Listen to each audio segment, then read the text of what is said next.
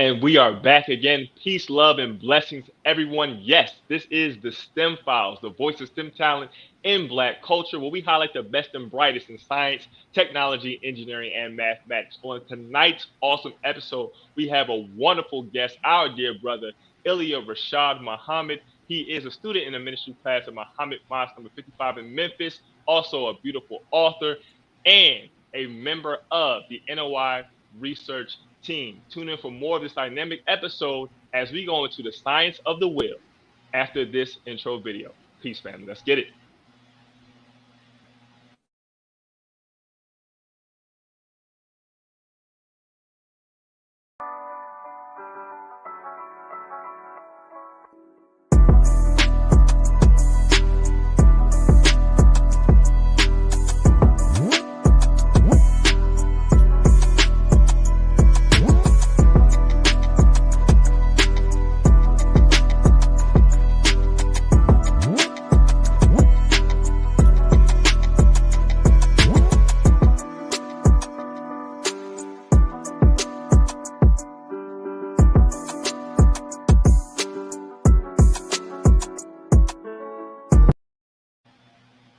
All praise is due to Allah family. Again, welcome back to this is the season premiere of the STEM Files, the voice of STEM talent in Black culture, where we let everybody know that not only are we Black in STEM, but Black is STEM. Before we continue, we will be remiss if we did not highlight that this show and in its entirety in this particular episode is dedicated to the 26th anniversary of the Million Man March, which occurred on October 16th, 1995. We would like to show you a short highlight video to commemorate this awesome and timeless event. Stay tuned, family.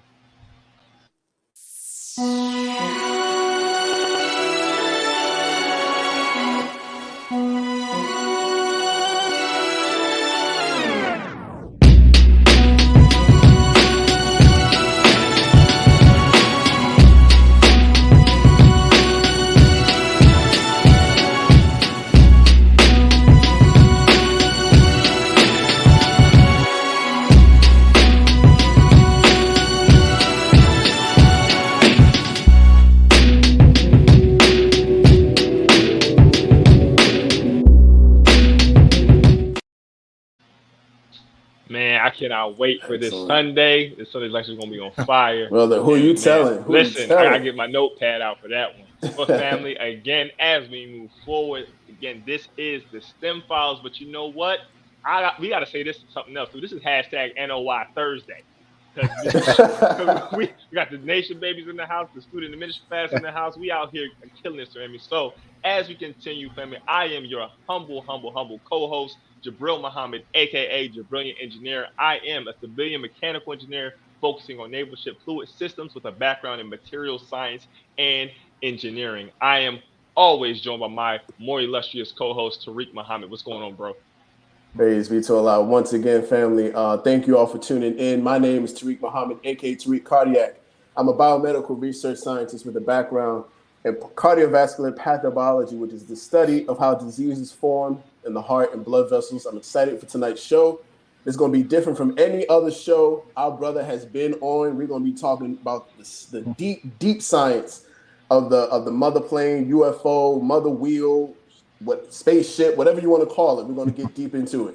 So without any further ado, welcome Student Minister Ilia Rashad Muhammad to the platform. How you doing, sir? Man, I'm doing wonderful, especially with those kind of intros, brothers. I'm hyped. Certainly excited to be here. Praise be to Allah. Jabril, you want to get it started? Absolutely. Thank you again, beloved, for gracing us with your presence, taking the time out of your busy schedule to come on and really help to educate not only your brothers, but also those of us who are on. Family, please give us some black fists in the comments. If you are ready, tapped in and ready to go, make sure you are liking, commenting, and sharing with your loved ones, colleagues, associates as we get into the nitty gritty. As we continue, Brother Ilia, we'd just like you to give a brief introduction. Who are you? What makes the man? Tell us a bit about your background, and then we'll get into some questions. Certainly. Of course, I'm your brother, Ilia Rashad Muhammad. I'm one of the Muslims in the Nation of Islam, as they call it, right? Yes, sir. I accepted Islam back as a teenager, just around the time, a little bit a year or so before the Million Man March, to be honest with you. And coming from an evangelical Christian background, both parents being of evangelical Christians, born and raised in the Church of God in Christ, always had a good belief and love for the scriptures, love for God. And it wasn't until I really came into the Nation of Islam that I found out what all those scriptures and all this talk about God was really about, because it is from the Nation of Islam and the leadership of the Honorable Minister Farrakhan that God, scripture, prophecy, the world was all made sense and could be explained really in scientific terms. That's right. So this became very attractive to a young mind like myself, that was starting to become somewhat disenfranchised with the spookiness of religion and just starting in college. So everything happened at the right place and the right time. And the best thing I ever did in life was to listen to that man, the Honorable Minister Louis Farrakhan. And if it were not for that, I wouldn't be here today talking to you, fam.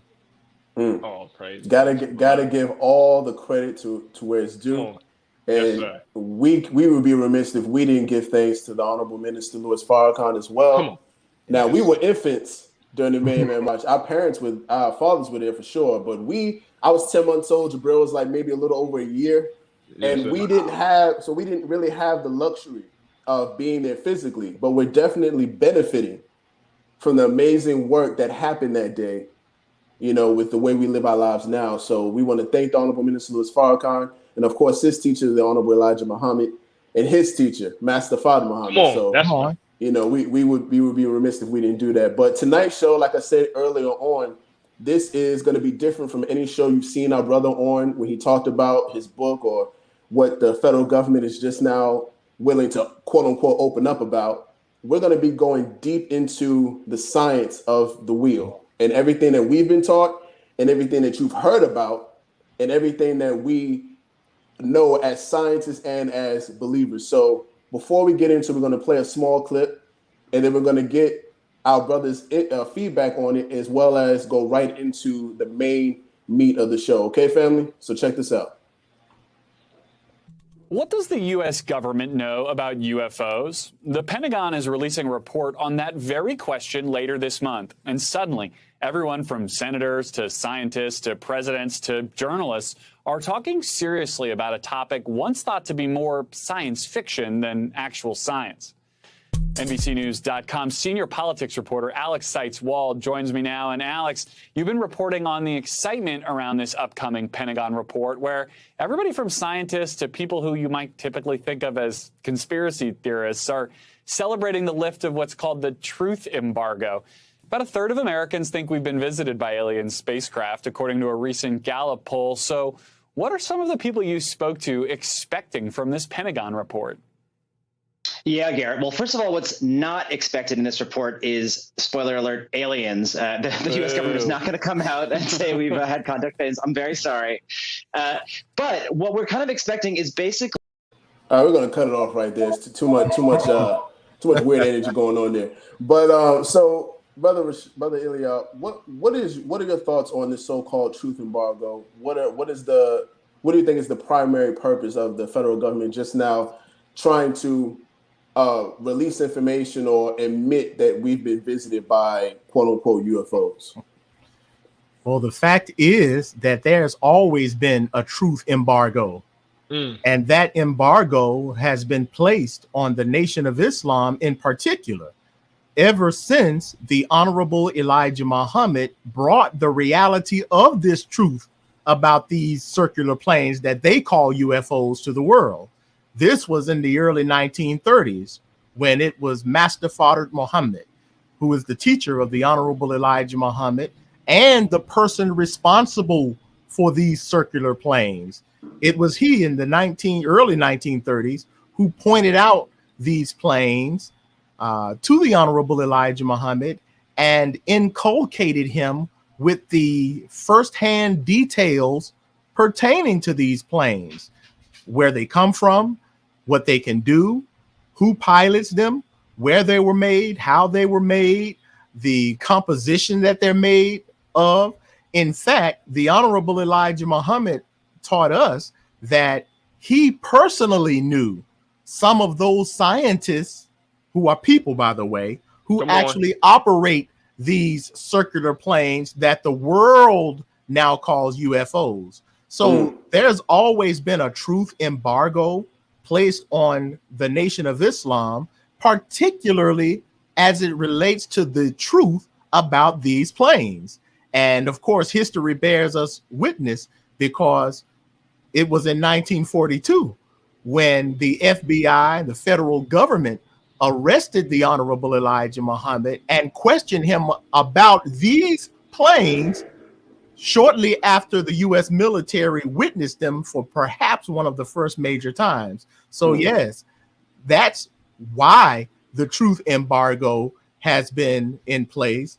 That's why there continues to be a tremendous sense of censorship aimed toward the Nation of Islam and the truth we represent. And that truth leads directly to what the world calls the UFO phenomena. You know, I want to talk about, I want so much to talk about what they can do, you know, the history behind how the wheel itself was developed. But because it's an engineering topic, I'm gonna let my brother eat first on asking questions about what the plane can do and the different scientific matters involved in it. So Jabril, go ahead, bro. All praises due to Allah. So before I get to that, I have to start here. And this is something that is of particular importance to me as I grow as a scientist, grow as a student in the Nation of Islam. We talk about the concept of research. We're in a pandemic. People are talking about asking people to do the research. Have you done your research? You know what I'm saying? Just do the research.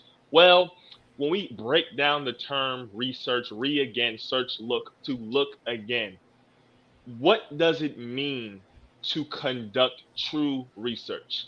Is it simply a Google search? Is it reading?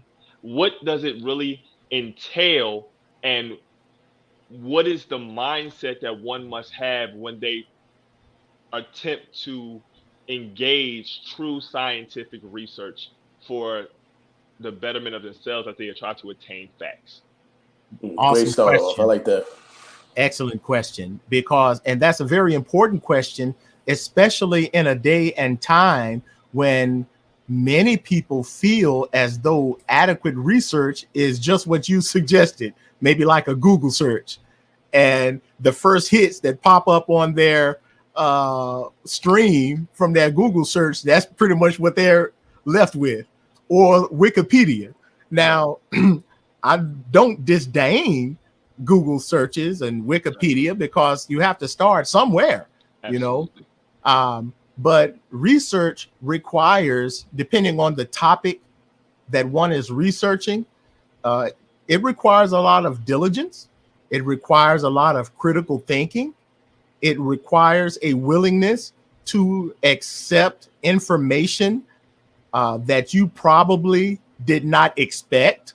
You know, sometimes when people conduct research, they already have a preconceived notion as to what they think their truth is, you know. Come on. And sometimes they will conduct research not for the purpose of discovering truth, not for the purpose of really analyzing the subject matter, but really for the purposes of trying to buttress their opinion or whatever, you know. Exactly. So sometimes there has to be a fairness, and you have to look not only for the right sources, but the credibility of those sources. Yes, you know, if I'm going to look up something about engineering and I don't know too much about engineering, I don't think I'm going to go to just your average website for that, or your average person, you know.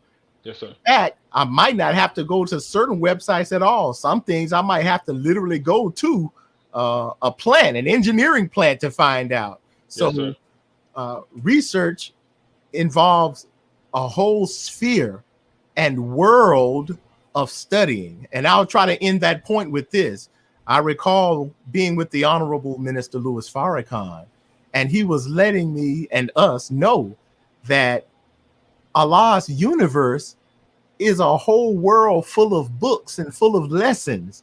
Everything in nature, everything in life is a lesson, and there's a book. And he started asking questions. Have you read the book of birds? The bird book? Have you read the bee book? In other words, have you studied the world of birds, the world of bees? Because in everything, there's a world. And we would be foolish to think that the little knowledge that we've obtained on a given subject is the end all, you know, an answer to all of that. That's not the mindset of a researcher. That's not the mindset of an educator. That's not the mindset of a Muslim follower of the Honorable Elijah Muhammad and the Honorable Minister Farrakhan, because those who follow this teaching, who follow this Islam, follow a mathematical theology that can be proven in no limit of time. That's right. All praises due to Allah. Thank you so much, beloved. Oh, that's a beautiful segue into my next question, because you have that concept of research, and those of us who are autodidact or voracious readers, or people who are sincerely, through patience and prayer, seeking legitimate information by which to base our relation to society and our surroundings by, we come into contact with now revelation. And the Honorable Elijah Muhammad from Master Fard Muhammad gave us revelation in a number of things, which is his teachings. And what we're talking about today being the reality of the mother wheel and the baby planes. So this is a question for those of us believers, particularly newer believers, and just the general public. What are some of the, I guess, if you want to call it, basic specs or the general information that we have of the abilities of both the mother wheel and the baby plane? Okay. And where can this information be found as you can start to conduct your research? Before I tell you some of the basic specs of the wheel and the baby planes, let me tell you where you can find the information, because in research, you always want to get to the source. Yes, sir. And the credibility of that source. Yes, and I say on your show to the world that it would be extremely negligent and hypocritical for any so-called UFO researcher to claim to study the history and truth about the UFO phenomena and overlook the very person and source that brought this truth to the world. Come on. So to talk about UFOs and exclude the Nation of Islam, the Most Honorable Elijah Muhammad, and the Honorable Minister Farrakhan, you have already nullified your so-called credibility as a researcher, because you have not even dealt with the source of this phenomena. You know, I mean, that would be like somebody talking about the history of bean pies. But you don't talk about the Nation of Islam that brought bean pies to the world. You know what I mean? Come on. Yes, sir. Right. Yes, sir. And this is exactly what they have done as it relates to the UFO phenomena. The enemy has literally commandeered and hijacked the narrative when it comes to the truth about these planes. But back to the first part of your question regarding the specs. In a nutshell, what Allah in person, see, nothing spooky about this so-called religion, nothing spooky about this. What Master Fard Muhammad physically showed to the Honorable Elijah Muhammad was this huge circular plane, which we call the mother wheel or the mother plane. Some call it the mother ship, which is literally a half a mile by a half a mile. The Honorable Elijah Muhammad said it is a mile straight through. Come on. Okay. And with this huge circular plane that can fly in any direction at any time at unfathomable speeds, it is literally a city in the sky. Yes, it is in fulfillment of all those prophecies that folks in religion have read about and hooped about and prayed about and shouted about. Come on, Muhammad. But now that prophecy, those prophecies of God's heavenly dwelling place has been fulfilled in the real world. And this is what the Nation of Islam represents and points out to the rest of the world. So this huge mother wheel is accompanied by 1,500 smaller circular planes. Now, we don't know, I don't recall anywhere where the Honorable Elijah Muhammad said that all the baby planes are the same size. Right. So they could vary in size, but the common factor is that they are all resemble the mother plane in the sense that they are all circular in nature. Yes, sir. You know, whether it's an orbital type of circular nature, whether it's a, you know, kind of dome-ish, they're wheels. Yes, sir. And that's why they have been described by the prophets and by the Honorable Elijah Muhammad as wheels, because they are more wheel shaped. Yes, sir. And these baby planes, as we call them, also known as bomber planes, because they do contain weaponry. Yes, sir. Right. Significantly advanced weaponry. Right. And these planes, like the mother wheel, fly at unfathomable speeds with inexplicable maneuverability that has just baffled the propulsion and aerodynamic engineers and scientists, as I'm certain you know. Yes, sir. That has baffled the scientists and militaries and governments of the world. It's these planes that were first introduced to the modern world in person by God's representative, the Honorable Elijah Muhammad. You know, and this is on record, by the way. This is why I say that it's so hypocritical for historians and so-called UFO researchers to act like they don't know that the nation brought this truth to the world. Yes, it's sir. hypocritical for government officials now, even though they've been deceived too. But those higher up to act like they don't know where this comes from, please, hypocrites. But back to the specs. Yes, sir. These planes are from this earth. They are not from outer space. Come on, Muhammad. They were constructed on this earth.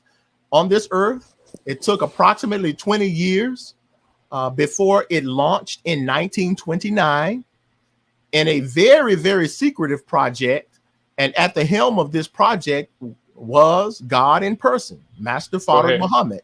Yes, sir. The workforce consisted of a number of thousands of people operating on the construction of this plane and the smaller ones. However, they did not know, the vast majority of the workers and skilled scientists working on this project did not know what the ultimate aim would be.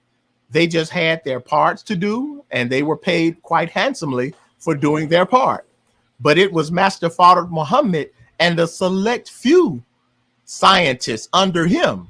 And by the way, these scientists are also what the scriptures refer to as angels. Nothing spooky over here now. Elijah Muhammad brought us a real, actual fact, mathematical theology that can be proven in the real world. So to try to cut that part short, it was made here on this earth by a human workforce. Yes, sir. At the behest of Master Father Muhammad, in fulfillment of what all of those prophecies that people in religion have read about when it comes to the coming of God. The coming of God is marked in the scriptures by his heavenly vessels, described as heavenly flying chariots, described as his throne in the sky. We're reading it all this time. Come on with described as a New Jerusalem, the city of the living God from above, described as a cloud by day and what appears to be a star or a pillar of fire in the nighttime. So these refer to God's office space, but it also refers to God's use of military weaponry to enact his judgment at a certain time. So I know I kind of went longer than I probably should have, but to try to squeeze it in there as best as I could, you're dealing with man-made planes that fly in the sky in the real world.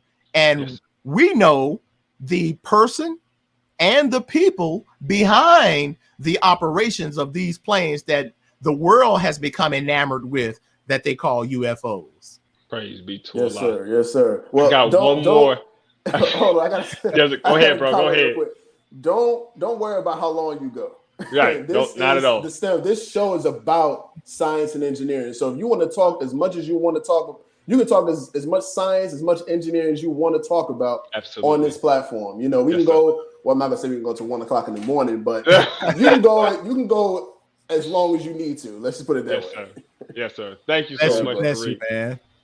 I want to make sure that we do our best because people are definitely coming in with the comments, but also the questions. Yeah. And this is a question that has been asked by our brother Dante here in Philadelphia, also our brother Shahid, the scientist out of DC, and one other brother as well. So I'm going to highlight this. You know, as Nation Babies, we're always thinking about innovation and trying to understand the very crux of things. So technologically, Brother Shahid asked, do we have any information and reputable information from the Most Honorable Elijah Muhammad on the wheel's engine, or the actual engine of the wheel in terms of how it's powered?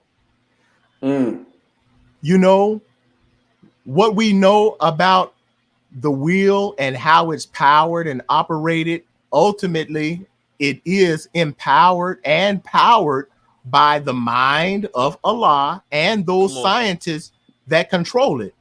The Honorable Elijah Muhammad did mention things about the engines of the wheel. Right. And I think if I can direct you, if I'm not mistaken, I can direct you to the Theology of Time lecture series. The Honorable Elijah Muhammad spoke a lot on the wheel. That's right. Those series. And he spoke about the wheel in practically every major publication of his. So that's why I get surprised when people act like they don't know what the Nation of Islam and Minister Farrakhan and the Honorable Elijah Muhammad, like they didn't know what they were talking about when it comes to these circular planes. Hell, is in every publication, every speech, every message, major speech that the nation produces. So that's another subject for another time. But the Honorable Elijah Muhammad did mention something about the motors of the wheel. And if I can direct you to Theology of Time, I can't recall the exact date of which part he was talking about, but he mentioned some things about the wheel, about the engine of the wheel.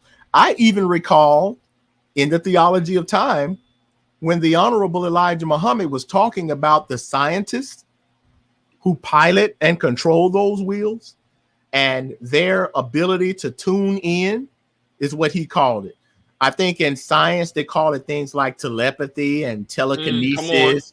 Come on. Those scientists, those human beings who pilot these so-called UFOs have been taught since very, very young ages, like 4 or 5 or 6, something like that. And they have been taught under the direction of Master Fard Muhammad.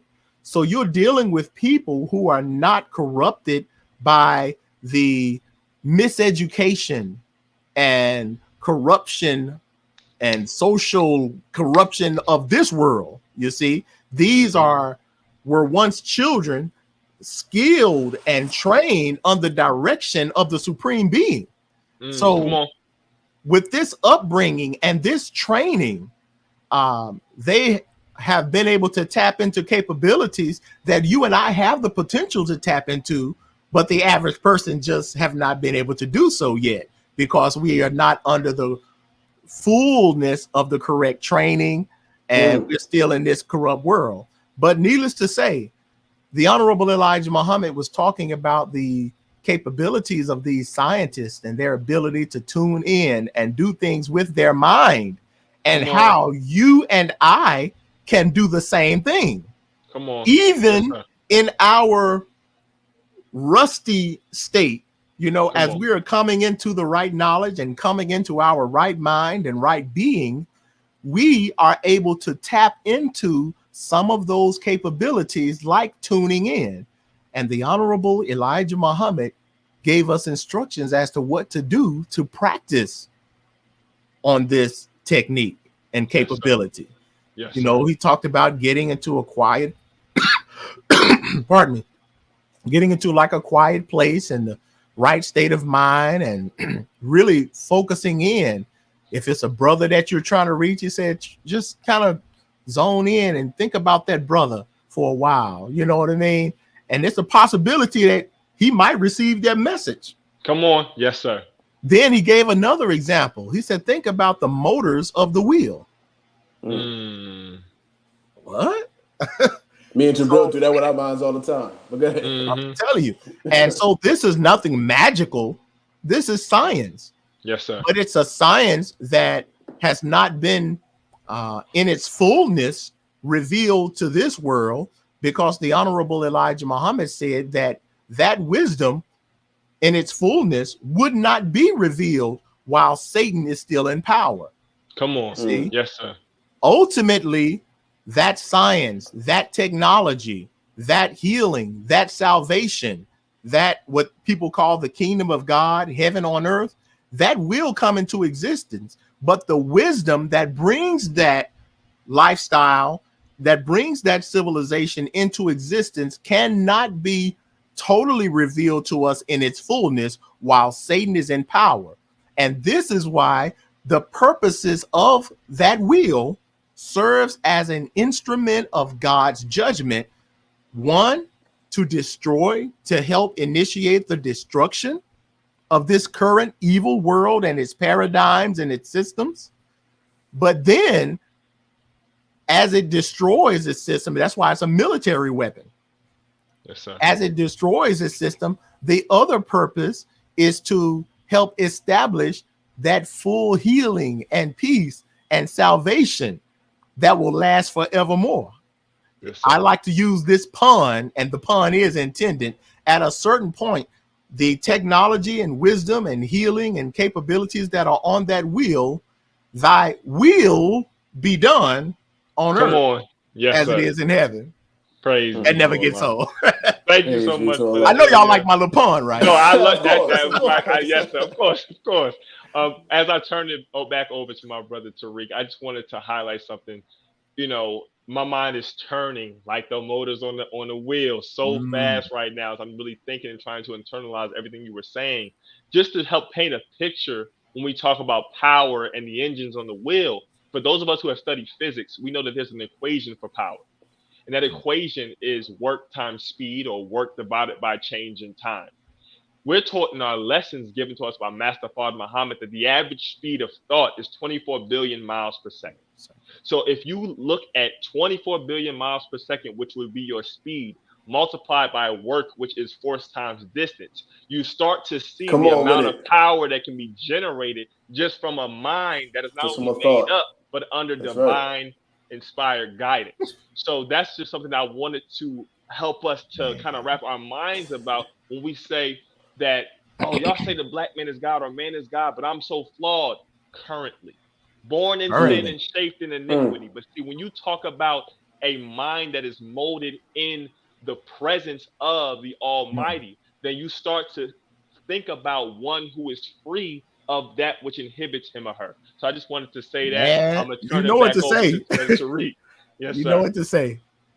Praise be to Allah. All right, family. Keep going to questions, family. We all up in there. Keep going your questions. Oh yeah, I can't wait to get to one of the questions that's up there too. Yes, I can't wait to get to that one. But all right, so we're about halfway through the show. At this time, we want to highlight a Black-owned business. This business is ran by 3 amazing Black engineers. They're young, they're talented, and they were just on our show about 2 weeks ago talking about their company, New Cannon Development Group. So check out this short commercial about what they do as a company.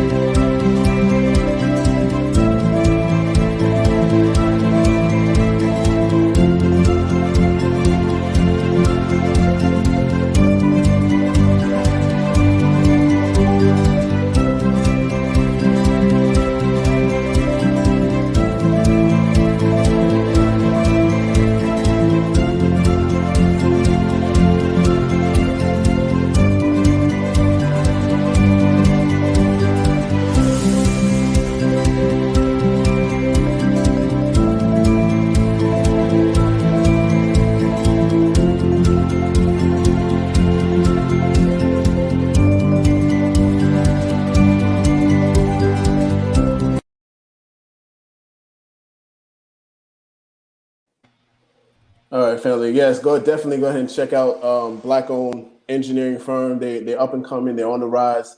They're very similar to what we do as a company, Original Man Scientific.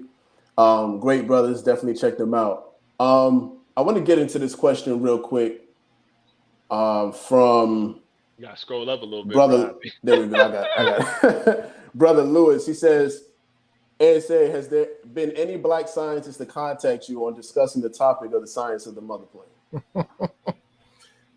You know what? This is a topic that people just run from. Sadly, well, when I say what they run from dealing with it with us, because we have the answers to this topic. Come on. Just real talk. That's not to sound arrogant. That's just plain truth. The Nation of Islam has the answer to what the world considers the UFO phenomena. Come on. We know and can prove exactly what they are.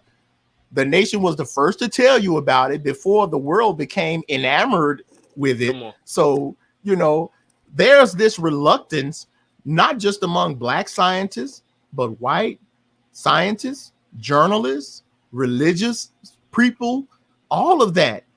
I'm telling you, they do not want to have a healthy discussion with us as it relates to this topic. I've done several shows and interviews with different people about this, but 90+% of them have been people who are either in or some kind of way affiliated with the Nation of Islam, who already know something of the truth anyway. Yes. But as far as, the white and mainstream or Black professional journalists or educators, it seems like they run from us, unfortunately, when it comes to this topic. And there could be a number of reasons. Many of our people have been dissuaded from dealing with this topic because they have wrongfully associated the UFO topic with older white men who are primarily crackpots. You know what I mean? Yes, sir. Because white folks have commandeered the narrative of this thing. So normally when Black people think about UFOs, they think of the imagery that's been fed to them by Hollywood and years and decades of false information. So in truth, most Black people, they probably don't want to have nothing to do with this talk about no UFOs, because again, they have this strange idea that's been implanted in their head about some damn aliens or just anything. Yes, anything except the truth about it, because the truth about the UFO phenomena will lead you to the Nation of Islam. But I do know why others refuse to deal with us. Come on. When I say refuse, brother Jabril, brother Tariq, I mean, I can't buy them. I can't pay them to sit down and talk to me as a representative. And believe me, I've reached out to all of them. The political leaders, right? All those people that you see on TV talking about UFO, the military leaders. I've reached out to all of them on behalf of the Honorable Minister Farrakhan. I do represent, I am his student, and I do represent him in that regard. And I have been given instructions by him to reach out to many in that community. But by and large, they don't want to deal with us because the truth that we have on this topic debunks and deconstructs the lies and the false narratives that has been in the public for so long. Yes, moreover, the truth about this topic proves in the real world that Elijah Muhammad and Louis Farrakhan have been right and exact the whole time. That's right. Come on. Nobody wants to deal with that part. So come on. They're gonna keep running from this. That's right. Now, if you know anybody in the scientific field, or journalistic field or educational field who would be willing to have just a simple discussion with me on this topic, you can question us about anything. You can give us the third degree, interrogate us. That's what we're here for. Come on now. You know, Nothing to hide and everything to give. All praise due to Allah. And also to the brother who asked that question, we also want to let you know that this show answers your question as well. Myself and brother Tariq, being scientists who, though in the Nation of Islam, are having this conversation and engaging a fair amount of people. Family, we are going to do our best. I am going through all of the questions, and we're just going to go question by question as we go let's into get the it. rest of the show. So we have from our brother Ahmed Rutherford. This was great. He said, "What was the significance of the Savior's Day 2011 UFO Symposium and Minister Farrakhan's comments to ufologists in his 2011 address?" In 2011, during the Nation of Islam's Savior's Day address or convention, the nation hosted what was at that time and probably still is the largest quote unquote UFO convention. And what was really a plenary session of our Savior's Day weekend, where we hosted scientists, UFO investigators from really around the world who were willing to come and share their findings. So the Nation of Islam provided other people. This consisted of whites and Hispanics and scientists and journalists. The Nation of Islam provided them a platform to come and share their findings about the wheel. We didn't impose our views. We didn't impose the truth that we know about the wheel on them. We just let them come and share the evidence about these UFOs that they found, because the truth of what they found buttresses what the Honorable Elijah Muhammad and Minister Farrakhan already represent anyway. So you don't hear about that even in the UFO community, because again, let me just share this. What you witness with UFOs and the Nation of Islam are two of perhaps the most censored subjects, two of the most distorted and suppressed subjects in America. And they're both correlated. So the Nation of Islam has been censored, distorted, suppressed, lied on, misconstrued, the target of high-level governmental disinformation campaigns, and so has the UFO topic, you see? Yes, sir. And what most people don't know is that the UFO topic and the Nation of Islam have been distorted and suppressed and deliberately misinformed to the people, because these topics are inseparable. Come on. You cannot adequately deal with the origin of the modern UFO phenomena and try to overlook the fact that Elijah Muhammad was shown and presented this information to the world before there were ever any government investigations, widespread sightings, government concerns about this topic.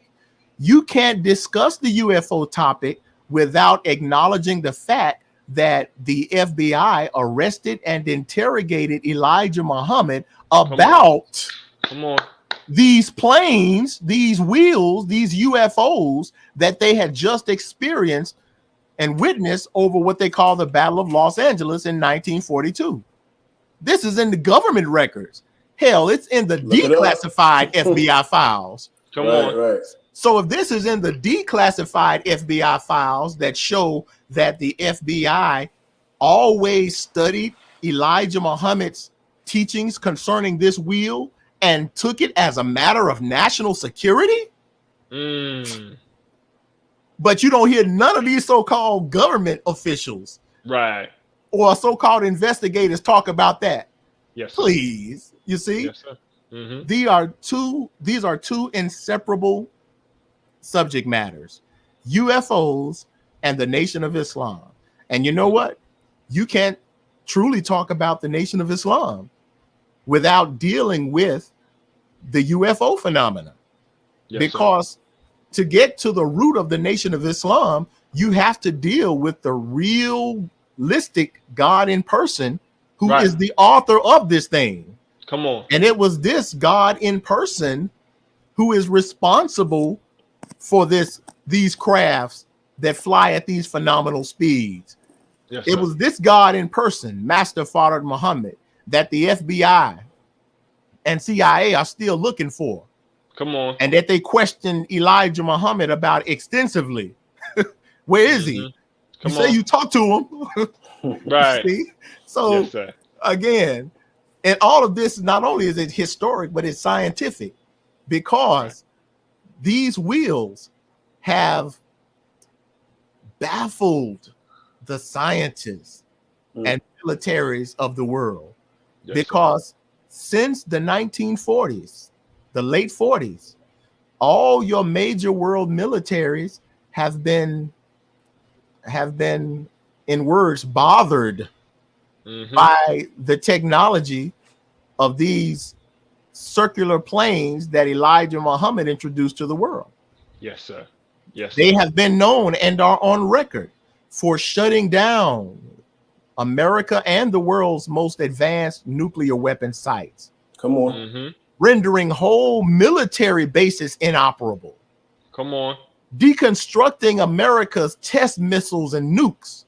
Shutting down communication systems remotely, and then dancing around, see the wheels dancing around military sites just to let them know there's a superior power. Let's go. That's right. Yes, sir. See, Yes, sir. that's the kind of God we deal with. We don't need no spook.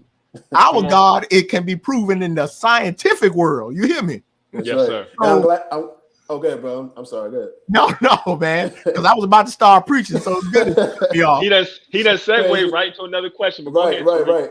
And that's exactly what. So Jabril and I, we haven't really gotten a sufficient response from the scientific community about this show.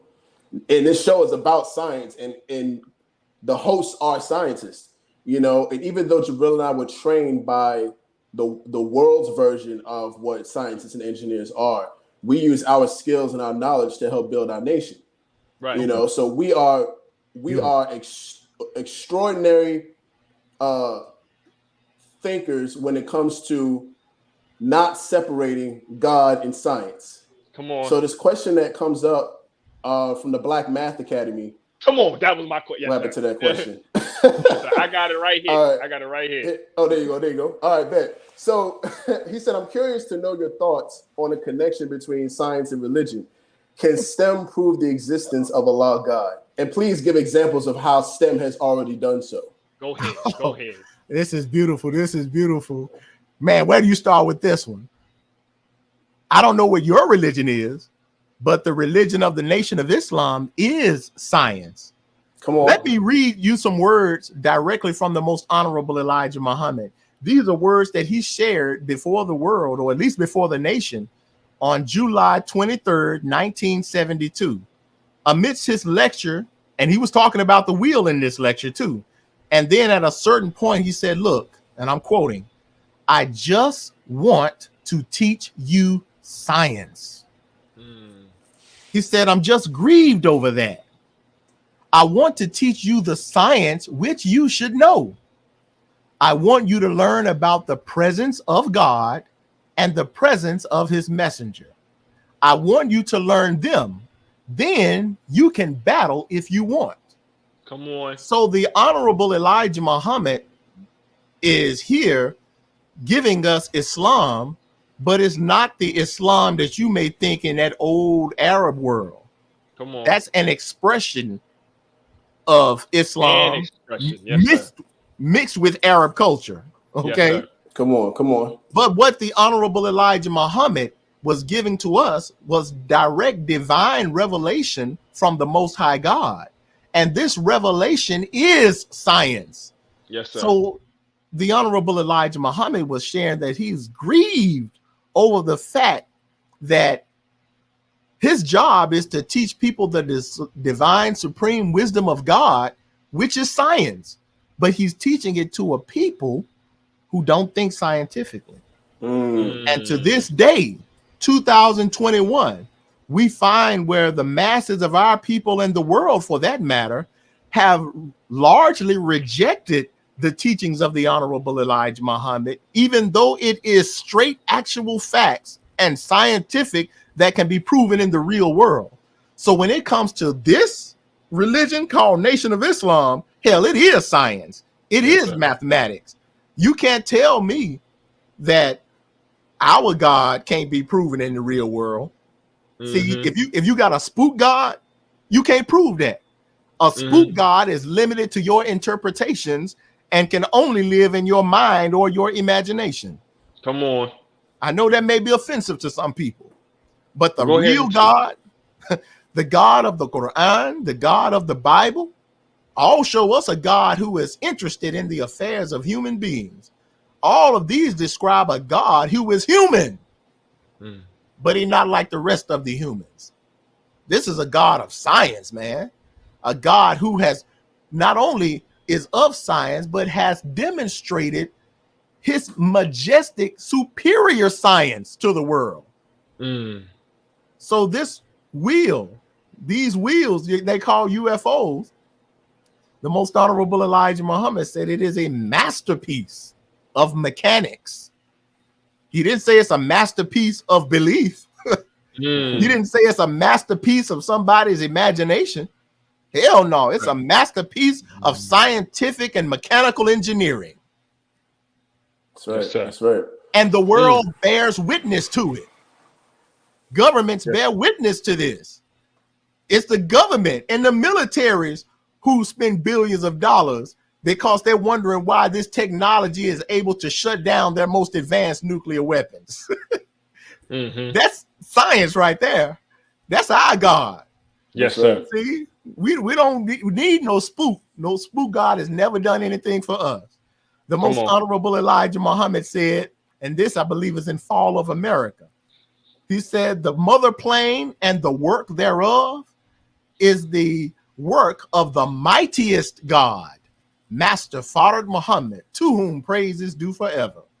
See, it's the work of a real God in the real world that can be obscene, that can be seen and observed. Yes, you sir. see, that has been recorded, that has been videotaped, that has been photographed, that has been studied, where billions upon billions of taxpayer dollars have been allocated to try to find out what the hell is this mysterious phenomenal craft and crafts that are disturbing our airspace. Yeah. Hey, look, that's the real science of a real God right there. That's the God of the Nation of Islam. That's the God that Farrakhan tells the world about when he tells you he has something backing him up. Right. And he tells you directly who and what is backing him up. Yet none of the journalists, none of his critics even have the gall to question him. Talk about the gall. Come on now. The wheel. Yes, sir. They do everything in their power to try to change the subject. And let me just say this. As far as I can recall, of the 65 plus years that Minister Farrakhan has been teaching in the public, I can only recall maybe a handful of journalists who even asked him anything about the wheel. Now, here's a man, the boldest, most powerful black man that we have among us. And he seems like every opportunity he gets tells the world, and he boasts in the Lord about the power of the God that backs him up. Right. The power of his teacher, the most honorable Elijah Muhammad, both of whom are on that wheel. And he tells this to the world, but nobody even has the audacity. Nobody even has the intelligence to ask him about it, except a handful of journalists. Come on. See, yes, that's sir. because there is a plot to keep people away from the truth that the Nation of Islam represents, the scientific wonder of the world. I'm going to end that part by saying this, and I got the quote exactly somewhere. Go ahead. Yes, sir. This is The Honorable Elijah Muhammad said in Theology of Time, this is in August 20th, 1972. He says, and I quote, Allah raised me up in your midst to do an unbelievable thing that men of science will wonder, how did it happen? Elijah Muhammad, his chief disciple and student and servant, the Honorable Minister Louis Farrakhan, they have men of science wondering, how do they get to do what nobody else can do? We're celebrating the Million Man March this season. Right. Yes, sir. Here you have Farrakhan, a man with no degrees, a man who is hated and plotted on by the Western governments of the world, a man who has withstood more attacks and plots from the government than any living leader you can think of. Yet he is able to call well over 1 million black men to the Million Man March in what became the largest, most peaceful demonstration of black unity in the history of the world. Yes, sir. Sorry. On a Monday. But you with all your science, all these folk with all their science, all Right. your education and all your degrees, you can't do that. And you can't even withstand the enemy that he's been withstanding for 65 plus years. Yes, sir. Oh, you're dealing with a man who's backed by a scientific wonder. Come on. Man. Yes, sir.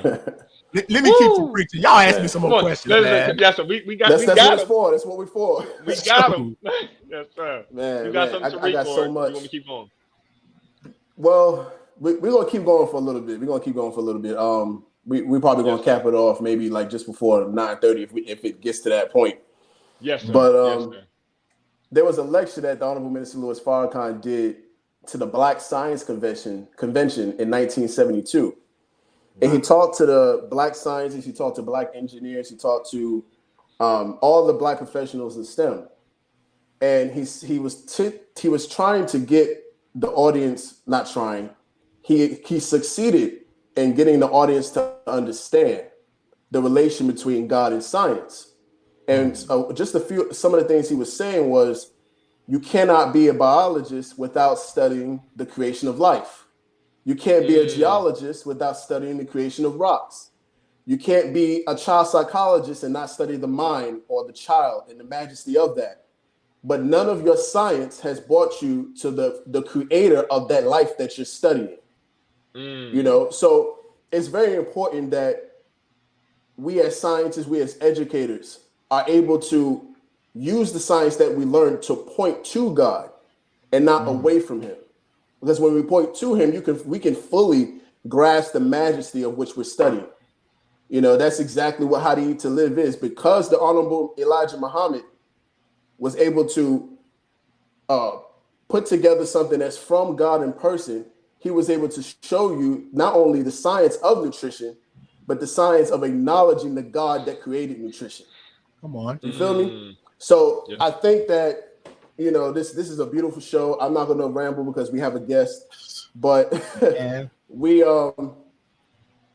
scientists in the Nation of Islam. Oh, go ahead, beloved. You made a very important point, Brother Tariq, because what the point that you made and that the minister made alluded to the fact that Elijah Muhammad was given the root of all things.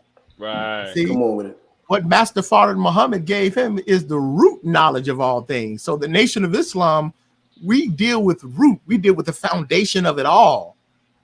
And that may look strange to a lot of people because people are so used to dealing with branch knowledge. Right. You know, they're dealing with branch knowledge. Even when it comes to the UFO phenomena, you're dealing with the most outside knowledge. Okay, yeah, people saw it here. People saw them there.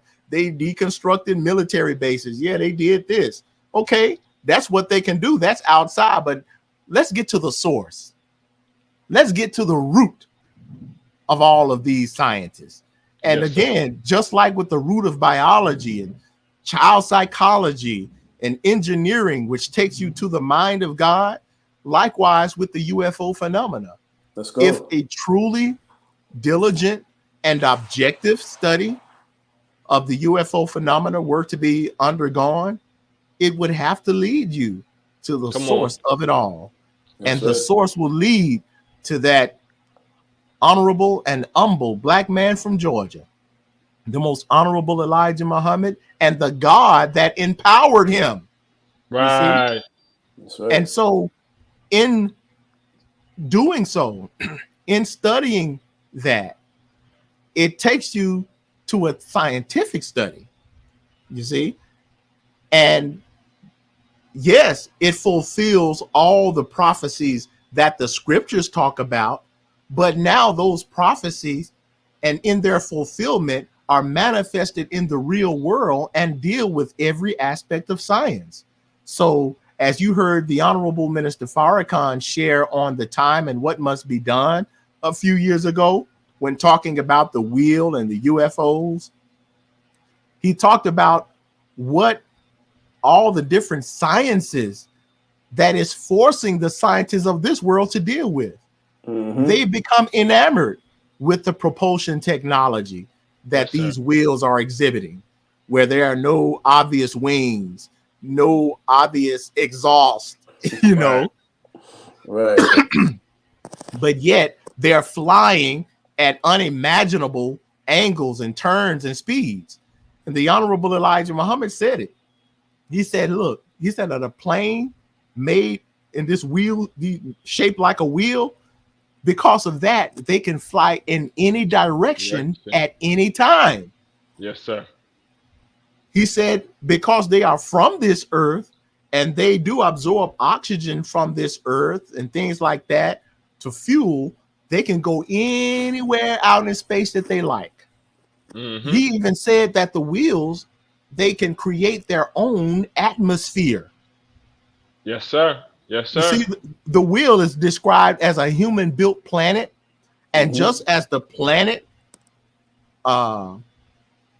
creates its own atmosphere, you know, yes, sir. likewise yes, sir. with the wheel. You know, that's why they can go anywhere in space that it wants. Yes, they don't have the same type of vegetation. Yeah, they don't have, some places don't have water, don't have the life forms that we think would be hospitable to life in those regions of space and universe. But the wheel can go because it creates its own atmosphere. You see? Yes, sir. Yes, sir. That's a science that has baffled the heck out of the scientists of this world, you know. So all of these things just take us to the source of everything, and that source is always going to be the supreme being, Allah. Yes, sir. Whoo! Praise be to Allah. This has been this has been the show that we wanted and then some. Yes, sir. sir. And before we continue, I want to get into this question here from Brother Shane here in Richmond, Virginia. He asked, "Is it true that the version of the mother plane proves that there may have been another, or is Ezekiel's version of what Vision. of what Master Prophet built vision? Excuse me. If what you can see the question. I think there's a little time there. I got you. But Shane, take it to my heart, brother. You know what I'm doing. Appreciate the question too, Brother Shane. So what Ezekiel saw was not a real life fulfillment of anything. If you look at the first chapter, I think even the first verse of Ezekiel, it lets us know right there that these are visions. He's receiving visions, prophecies from God. See, when God gives you a vision, gave prophets visions, he gave them images of things to come in the future. That's why they are called prophets and they're not called historians. You see, they have been gifted by God to see things that are to take place in the future, especially in what I'll call the days of God or the fullness of time, or as some in the Judaic tradition may refer to as the Messianic age. All of these refer to a time that we are living in, the day of judgment. And these prophets, that's why the Honorable Elijah Muhammad shared with us that so much of what we read about, most of what we read about in the scriptures did not happen because they are prophecies and prophetic stories told, you know, with points of references of back in that day and time, but they were symbols pointing to what's to take place in the fulfillment of time, you see? So Ezekiel didn't see an actual wheel. He saw visions, and that's clearly delineated in the scriptures. Likewise with so many other prophets. Now, I will say this, the Most Honorable Elijah Muhammad did share that prior to our fall And prior to the advent of the white man's rule, come on, we did have this type of technology. It wasn't as advanced as this wheel, but he said we had similar planes like this. come on, And these planes were used by us, and we had, high civilizations. We lived as gods. come on. This is before our fall. Yes, so sir. during that time, and this is not only thousands, we're talking about millions, billions of years ago.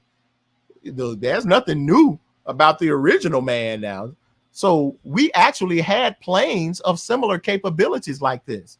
Yes, and the sir. Honorable Elijah Muhammad said that our fathers, we used those planes and the bombs that they had on those planes for the purposes of raising mountains in the earth. They would drop bombs that would raise mountains in the earth. And those mountains, as the Holy Quran says, Allah says in the Holy Quran that, we raise mountains lest the earth convulse. Come on. So these mountains serve as like weights, almost like weights are put on tires to balance, So Yes, mountains, some of these mountains have been strategically placed there, and machinery was used, Yes, along with natural evolution and things like that. But yes, so we did have planes similar to this way, way, way back in the day before our fall. The Honorable Elijah Muhammad also mentioned that wisdom was hidden, especially before the advent of the devil's rule or the advent of Caucasian rule. You see, so that wisdom, that technology was buried. Some call it lost. That's why people say we have these lost cities of Atlantis and things like that. Well, the truth is we had civilizations, highly advanced civilizations that did include flight technology, But again, that wisdom had been deliberately buried as we were falling as the white man was ruling the world. But we see where that wisdom, that technology, that power has been fulfilled, and it serves as proof of the presence of the real God who came in the person of Master Fard Muhammad. It serves as proof that his servant, that messianic figure who serves as that Christ figure you've been reading about, the most honorable Elijah Muhammad, was telling the truth all along.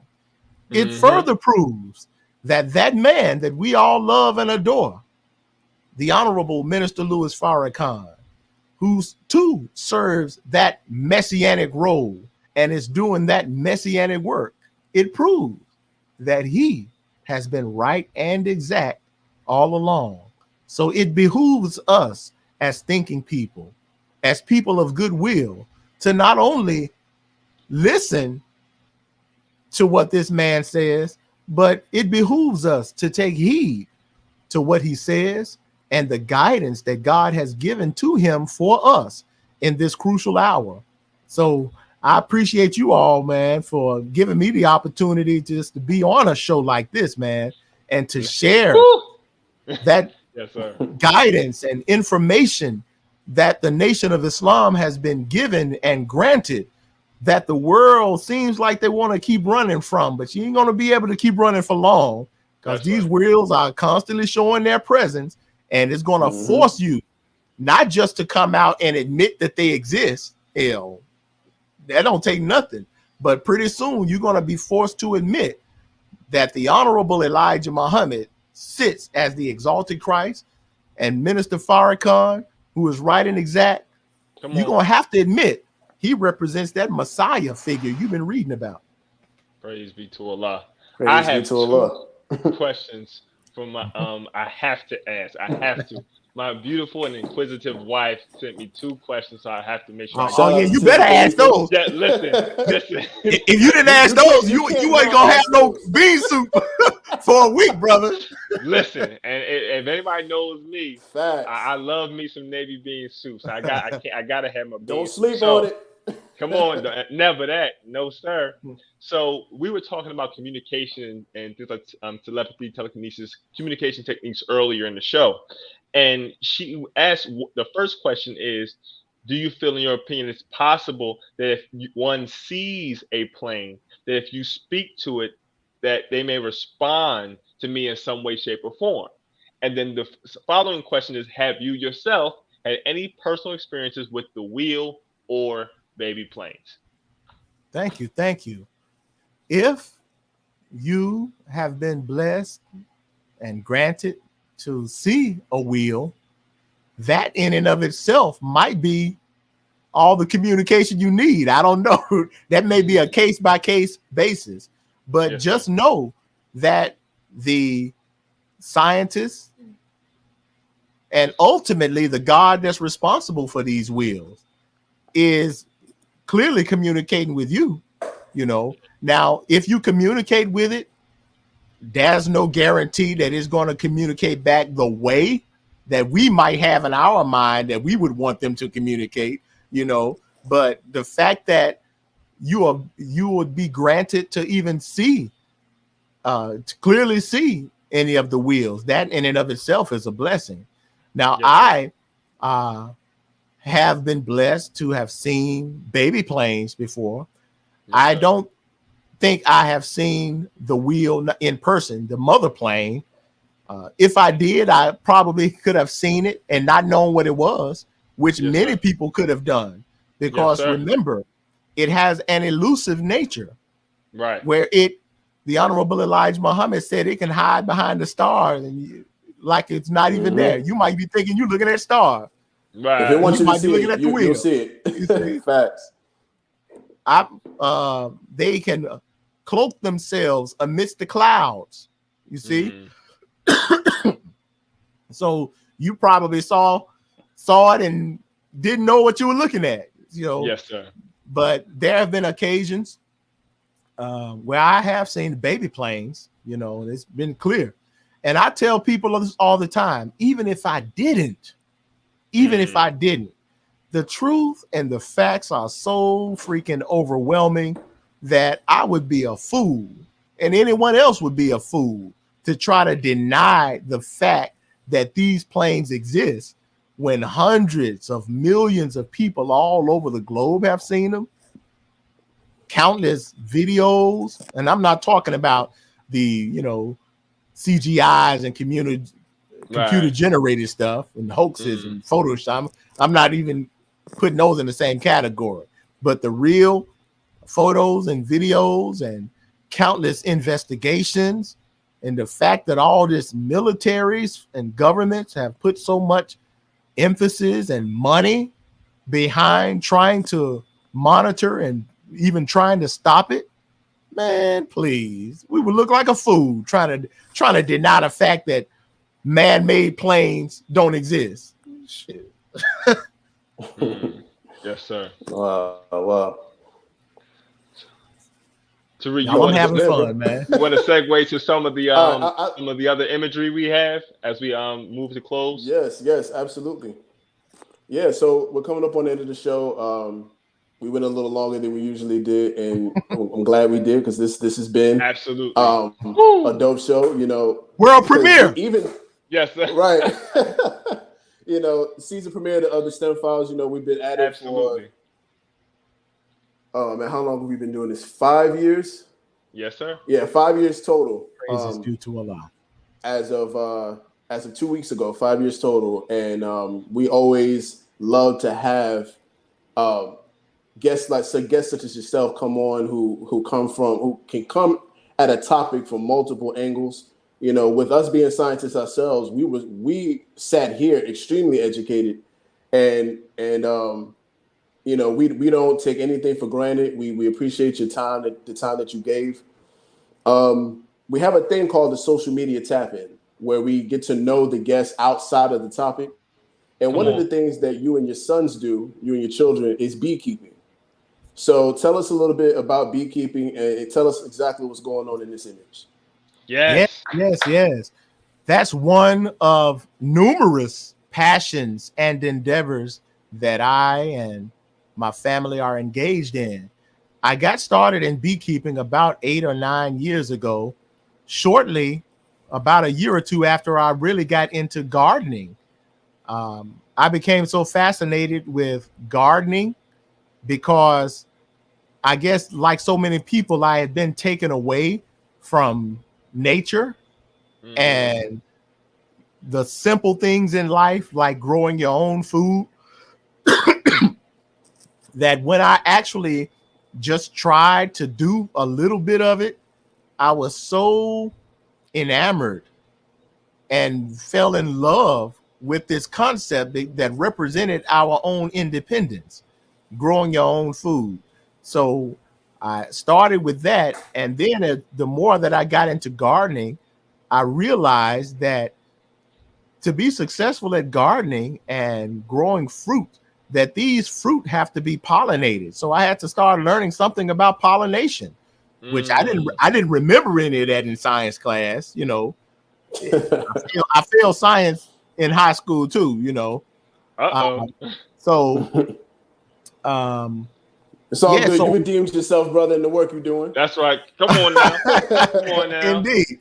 So that's what led me to beekeeping, and yes, I met a friend of mine who was a beekeeper, and I went from there. And look, I just took off. Yes, nothing was going to stop me from doing that, and I've been doing it for about 8 years now. And not only do I am I a beekeeper that keep bees and harvest honey and enjoy the honey and whatnot, but I as of this year, actually started teaching an online beekeeping course, teaching people how they can become beekeepers. You know, people, average people like myself, who may have so much going on. You know, you may have a 9 to 5, you got this, you got that going on, but people don't realize that they can actually become beekeepers. You live in the city, you know, you live in an urban environment like I do, but yet I have beehives in my backyard.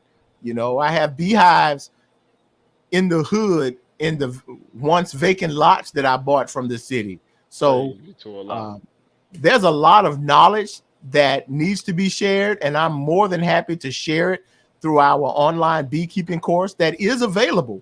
I haven't marketed it really, but we're going to be marketing it and really doing a real launch of it in the coming months, just before the new year. So I would hope that we can get back on this show and talk about beekeeping and pollination. Yes, sir. Listen. And the science thereof. Listen.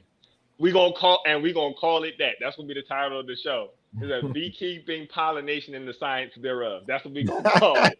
Listen, I need everybody in the comments, drop a 1 in the comments if you would love to see and engage with a STEM Files episode on beekeeping. We bring our brother Ilia Rashad back, and he goes into the various stages, different types of honeys, difference between different bees. Is there such thing as an Africanized bee? What about if you get honey from this tree versus this tree? How do the properties change? Does honey expire? Does it not? What are the different uses? I know a little something. I know. Let me warn the people now. You might be like me. See, I used to be known as a pretty boy. Now, I know that's kind of hard for some of y'all to believe, but I used to be considered a pretty boy because I wasn't the type of dudes to get my hands dirty and all of that. You know, I thought I was cute. But I'm telling you, regardless as to what endeavor you are in life, you start learning about this majestic creation of God called the bee, the honey bee in particular, and even practice, get started in beekeeping. Oh, it's not addictive, but you will fall in love with it. Come on. So you would surprise yourself. I'm talking to those who were like, ooh, I don't like no bugs, ain't in the bees. Yeah, you, sister. I'm talking about you. I'm talking about that brother. I'm talking about that brother that, you know, you be trying to swat the bees, and when you see them, look. Right. You'll fall in love with them and have you, man, in love. You'll be scheduling your week thinking about when you can go and check on your bees and stuff, man. And that's real. I'm being funny with it, but you'd be surprised. And more importantly, there are so many lessons and signs from Allah present in those mysterious little creatures called the bees. Back to that question the Black Math Academy asked earlier. Yep. You're gonna see God in that work, I'm telling you. Yes, that's real. That's sure. real. And going back to that question Minister Farrakhan asked me, he said, have you read the book of the bees?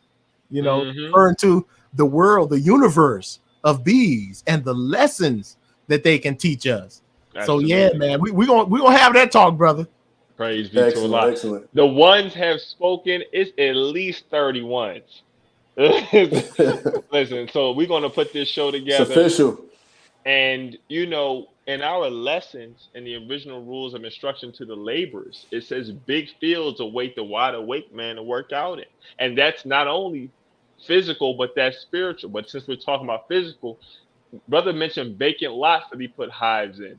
You know, I was blessed in 2014 to go to West Africa, specifically Ghana, and do a 4-week internship that involved beekeeping as well as mushroom cultivation. And it was then that I really, at that time, fell in love, but I never got back around to really starting that apiary and engaging that beekeeping like I would have liked. So inshallah, this will be that boost I need to really get into it. And we're going to put this together. And we also, because there's so many questions that you all had, we want to do a part 2 to the science of the wheel. So if you want a part 2 to the science of the wheel, throw them 2s in the comments. You got these people blowing up the chats, beloved. Listen, throw them 2s in the comment section, and then we'll move to close out the show. So Tariq. Right. Yeah, and a lot of I don't talk about this a lot, but I majored in agriculture in undergrad. One of the things that I took a 1-hour beekeeping class. We went out to the farm. This farm has a nearly 500-acre teaching farm attached to the university. And one of the things we were taught was, you know, how these bees come together and do what they do. I got chased literally around the farm by like 3 or 4 bees because I don't know what it was. I kept spraying them. Because I didn't want them nowhere near me. I'm allergic to bees. I got chased through the cornfields. I got chased through the catfish pond. I was the laughing stock of that whole class. You probably was going through the flight path and didn't know it. Right. You know, but I would be interested in learning more about it. You know, I'm one of those brothers that's not really too keen on bugs, but I would definitely love to learn from my brother. Because I know my. You gonna sign up for the course? Watch. Yes, sir. Absolutely. All right, family. So the next thing we got on the show is the Final Call newspaper. Jabril, you want to tell us more about it? Absolutely, family. As you know, and has been well eloquently put on tonight's show, we're members of the Nation of Islam, and this is the flagship news source for the Nation of Islam, the Final Call newspaper, a message dedicated to the resurrection of the Black men and women in America and the world. Our most recent edition is A True Friend. The Honorable Minister Farrakhan has a beautiful centerfold article where he goes into the characteristics the Honorable Elijah Muhammad has and in the work that he has done and demonstrated to the Black men and women and really humanity that shows why he is a true friend. If you want to tap in, and we encourage you to do so, to get your digital edition, go to finalcalldigital.com and register that so you can get it every, I believe, Tuesday it comes out, so you can go have it on your phone, have it on your tablet, have it on your computer. If you are in a local area, whether it be Philadelphia, whether it be Memphis, whether it be Virginia, and you want to tap in with your local Muhammad Mosque to get it physically, make sure you do so. You can message myself or Brother Tariq if you're in our area, so we can make sure you get it every week. But family, it is unadulterated truth told from our perspective. We write the paper, we edit the paper. It is for us, by us, but with universal truth for the whole of humanity. So make sure you tap into that Final Call newspaper. But before we continue, bro, you're gonna learn to say my city, bro. If you're anywhere in the Richmond, Virginia area, that's what I said. Bro, he says it's city. No, you said Virginia. You didn't say Richmond. I thought I said Richmond. I normally say Richmond. You never say Richmond. That's not true. All right. Okay. I swear, but all right, you caught me then. I'll make sure. I will make sure my due diligence. I'm I say just messing Richmond, with my brother. Virginia, going forward. Praise you to Allah. Uh-oh. You still with us, bro? I think he froze just for a Oh, no, second. Praise be he there. to He there. Allah. All right, there we go. Yeah, good. All man. right, can everyone see me? Yeah, you good, bro? All right, cool. So, brother Ilia, can you tell us how, for those who don't have your book already, can you tell the listening audience how they can get your book, UFOs in the Nation of Islam? Certainly. Just go to our website, nationbrothers.com. Nationbrothers.com. We have our book and other resources on our website. And in fact, you should even see something about our beekeeping course. But there should be widgets on the side if you scroll, and you should see our books, UFOs and the Nation of Islam, and it should direct you to Amazon where you can purchase it. And if you have not read it already, we definitely encourage you to obtain this book.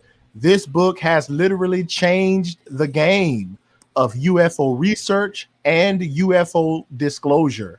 We literally have world scholars afraid to deal with us because of the truth that we've been blessed to compile and the research we've been able to compile and assemble in this work called UFOs and the Nation of Islam. So if you just visit nationbrothers.com, we'll go from there and enjoy it and give us your feedback. We certainly want to hear from you. Beautiful. And as everyone knows, the show, we highlight the best and brightest in science, technology, engineering, and mathematics in the Black and brown communities. If you're interested in learning more about what we do or catching up on a few episodes or following the content, just go ahead and follow us on social media at The STEM Files on Instagram and Twitter, and The STEM Files on Facebook and YouTube, hosted by Tariq Cardiac and your brilliant engineer. Next week is another special guest. It's going to be with Brianna Roller. She's a cinematographer and video producer, and she's going to be joining us to talk about the creative process. The creative process, to those who know anything about science, the creative process is extremely important. You have to be creative when doing science or developing anything scientific.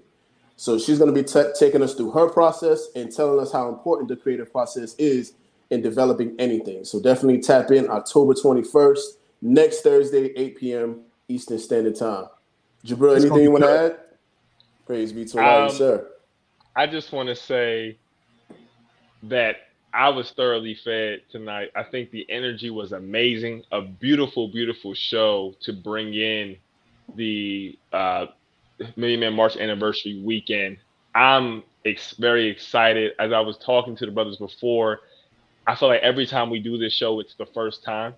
Wow. It never feels like it gets mundane. It never feels like it gets old or stale, because we do our best to bring those who bring life and are extremely excited about what they do and walk in their authenticity. So family, continue to rock with us, support us by watching the content, engaging the content, sharing the content, promoting it on your platforms, also donating to the cause as we continue to expand. We deeply appreciate it. And without you all, this doesn't happen. If we're not speaking the language and speaking the language well in a way that you all can understand and share, then we're not doing our due diligence as members of the Nation of Islam, as people striving to be true scientists. So we deeply appreciate all of you for tapping in. We look forward. If you or you have anyone else who wants to be on the show you think will be a good addition to our platform, please send us a DM on social media, reach out, and we would love to engage them, see what they're about, and have them add value and grow their network on our platform.